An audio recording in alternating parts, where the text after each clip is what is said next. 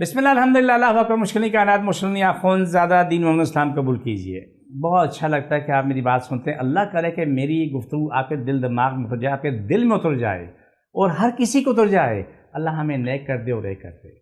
سب سے پہلے میرا ایڈریس نوٹ کر لیں۔ میں کراچی میں بیٹھتا ہوں، روحانی جسمانی دونوں علاج کرتا ہوں، جڑی بوٹیاں اور کلام الہی سے علاج کرتا ہوں۔ بادرآباد 4 مینار چونگی 7 سیلانی والی گلی میں آ جائیں، 50-100 قدم آگے آئیں گے، دائیں ہاتھ پہ بورڈ لگا ہوا ہے الحاج اخون زیادہ دین محمد کا، وہیں پر آ جائیں۔ صبح 11 سے 8 کا ٹائم روزانہ کو ہوتا ہے۔ اتوار کے دن صبح 10 سے لے کے دوپہر 2 کا ٹائم ہوتا ہے۔ اس ٹائم پہ آپ تشریف لائیں۔ میں جو آپ کے ساتھ تسلسل کے ساتھ جو میں آپ کے باتیں کی ہیں، آج میں اس شخص کے بارے میں بتا دوں کہ اس کے مرنے کے بعد کیا ہوتا ہے۔ وہ معاملات جو کھلتے ہیں تو سمجھ لو کہ آپ کے سامنے ایک خوشبو کی دیگ کھل گئی۔ وہ خوشبو اتنی وسیع پھیل گئی کہ کسی کے وہم و گمان میں بھی نہیں تھا۔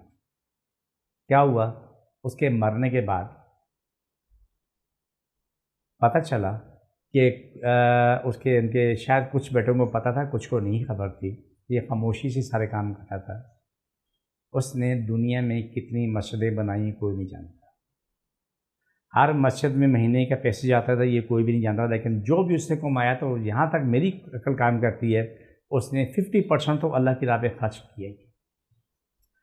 یہ کہانی چلتی گئی۔ اس کے بعد جب اس کے مرنے کے بعد اس کے جو آفس تھا اس میں باہر لکھ دیا، اگر کسی نے کہ میرے والد صاحب نے، بچوں نے لکھا سب آفس کے باہر لگا دیا، اگر میرے والد صاحب نے کبھی کسی سے قرض لیا ہو تو وہ آ کے ہم سے قرض آ کے لے جائے تاکہ میرے باپ پہ بوجھ نہ ہو۔ یہ اتنا عظیم نقطہ، اتنا عظیم کام ہے کہ وہ نیک اولاد جنہوں نے ہر کسی نے اپنے دفتر میں لگا کہ میرے باپ سے کسی کو تکلیف پہنچی ہو، خدا کے لیے اسے معاف کر دیں۔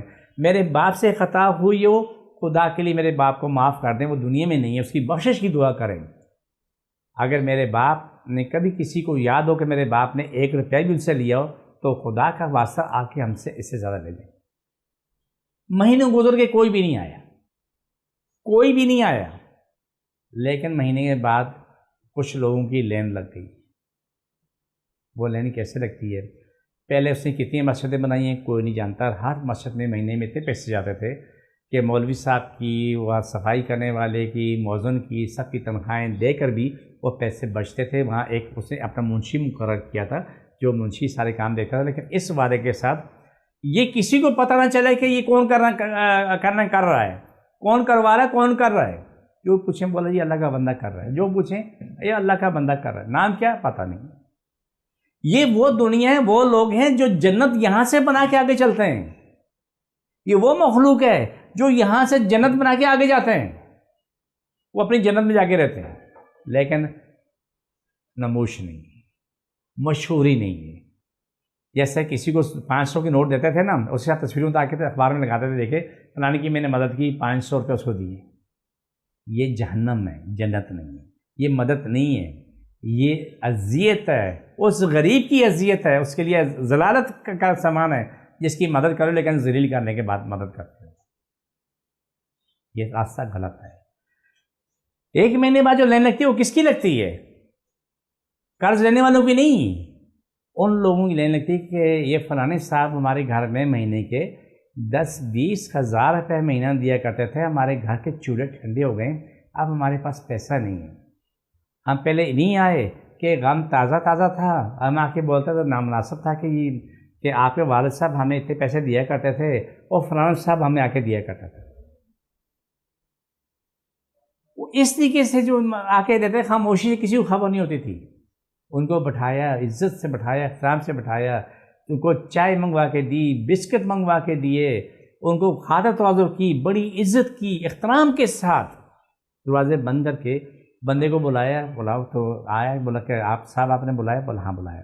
بولا کہ میرے والد صاحب کہاں پر لوگوں کی مدد کرتے تھے؟ بولا صاحب تو کچھ تو لوگ تو یہ بیٹھے ہوئے نا، یہ ان کی مدد ہوتی تھی لیکن 1 مہینہ ان کے پاس پیسہ نہیں گیا، تو لازم بات ان کی مجبوریاں مشکلات ہیں تو 1 مہینے نہیں گیا، لیکن تقریباً جو لسٹ ہے وہ سینکڑوں میں۔ بچوں کی فیسیں جاتی ہیں وہ بھی سینکڑوں میں، دوائیوں کے لیے پیسے جاتے ہیں وہ بھی سینکڑوں میں۔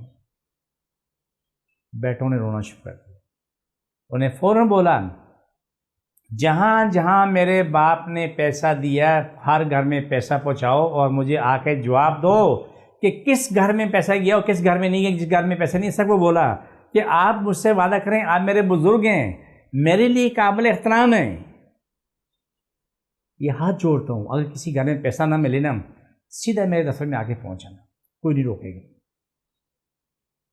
ہر مہینے ان کے گھر میں پیسہ پہنچنے لگا. مہینہ گزرا, 2 مہینے, 6 مہینے, کوئی بھی نہیں آیا. وہ بندہ پریشان ہے, ایک مہینے بعد دنیا آ گئی تھی, اب 6 مہینے گزر گئے, کوئی آ کے بول ہی نہیں رہا کہ یار ان کے گھر میں حالات خراب ہیں. اس نے تمام لوگوں کے ایڈریس منگوانے کے بعد چوکیدار جو تھا اسی کے والے یہ کام کیا کہ تم نے جا کے ان لوگوں سے ملنا ہے, یہ ایڈریس ہے, یہ گاڑی ہے, یہ ڈرائیور ہے, پوچھو پیسے مل رہے ہیں نہیں مل رہے ہیں, اگر نہیں مل رہے تو ہمیں بتا دیا جائے. ہماری ذمہ داری یہ کہ ہم نے اپنے رب کی محبت حاصل کرنی ہے. جب چوکیدار جا کے سب سے ملنے بولا جی ہمارے ہر گھر میں پیسے مل رہے ہیں لیکن پہلے سے تھوڑے پیسے بڑھا کے دیے جا رہے ہیں. آ کے ملا اس کے بیٹوں نے سجدے میں گائے, اے میرے پروردگار عالم, قربان جاؤں آپ کہ آپ نے اس قابل کیا کہ تمہاری مخلوق کی ہم خدمت کر سکیں. یہ نہیں کہا ہم دے رہے ہیں, نہ, یا اللہ میرے پروردگار عالم تیرا شکر ہے کہ تو نے اس قابل کیا کہ ہم آپ کی مخلوق کی خدمت کر رہے ہیں. ہماری اوقات تو ٹکے کی بھی نہیں ہے. میں ہمیشہ میڈیا بھی کہتا ہوں میری اوقات ٹکے کی نہیں. یہ وہ راستے ہیں وہ سیدھے جنت میں جاتے ہیں. اب وہ شخص دنیا میں نہیں ہے. ایک بیٹے روزانہ اپنے باپ کی قبر پہ صبح کو بھی جا کے وہاں جا کے قرآن پاک پڑھیں, شام کو بھی جا کے قرآن پاک پڑھیں. اور ایک کوئی مسجد کا عالم دین تھا, وہ حافظ قرآن تھا, اور اس طرح دوسرے لوگ بھی تھے, انہوں نے الگ الگ باریاں لگا دی ہیں صبح سے لے کے شام تک اسی قبر پہ جو نا قرآن پاک پڑھا جاتا, بیٹوں کو پتہ بھی نہیں. کسی نے آگے بتایا کہ کیا نام ہے صاحب آپ کے باپ کا کتنا اونچا نصیب ہے, پتہ نہیں جنت کہاں سے لکھوا کے لے کے آیا ہے. بولا کیوں؟ بولا اسی قبر پہ تو روزانہ قرآن خوانی ہو رہی صبح سے رات تک. بچے گئے جا کے دیکھا تو قرآن خوانی ہو رہی. مسجد میں گئے وہاں قرآن خوانی ہو رہی ہے. پوچھا بھی کس کے لیے؟ بولا جی وہ صاحب جس سے انتقال ہوا ہے نا تو ان کے کہنے بخشش کی دعا مانگ رہے ہیں. کتنا بلند نصیب کا مالک ہے جس کے پیچھے ہزاروں قرآن پاک پڑھے جا رہے ہیں, سینکڑوں نہیں ہزاروں قرآن پاک پڑھے جا رہے ہیں. لیکن یہ تو سوچو کیسا کیوں ہوا. وہ نیک عمل, نیک نامہ اعمال, اللہ سے دوستی, اللہ کا پیار, اللہ کے پاس جانا ضروری ہے, اس کے بغیر نہیں بنے گا. یاد رکھو حقوق العباد کی بخشش نہیں ہے. اس شخص نے حقوق العباد کیے, اس شخص نے اللہ کو راضی کیا, اس شخص نے اللہ سے محبت کی. اس کا ایک واقعہ مجھے اور یاد ہے, آپ کو میں اگلے ویلوگ میں بتاؤں گا. میں جب وہ حج کی بات تھی تو ہر سال لین لگی ہوتی ہے حج کرنے کی عمروں کی, اس کے بارے میں بتاتا ہوں. میں انشاءاللہ تعالی اگلے پروگرام میں آپ کو بتاؤں گا. جب تک مجھے میری ٹیم کو اجازت دیجیے, انشاءاللہ اگلے پروگرام میں پھر ملاقات ہوتی ہے, اور انشاءاللہ میری کوشش ہوتی ہے کہ اصلاح کے لیے بڑا کام کیا جائے. اور مجھے یقین ہے جب آپ یہ سب سنو گے, اللہ سے دعا ہے کہ آپ بھی اس نیک عمل میں داخل ہو جاؤ جو میری آپ کی ذمہ داری بھی ہے, ہم پہ واجب بھی ہے, فرض بھی ہے, یہ کرنا ضروری ہے. فی امان اللہ.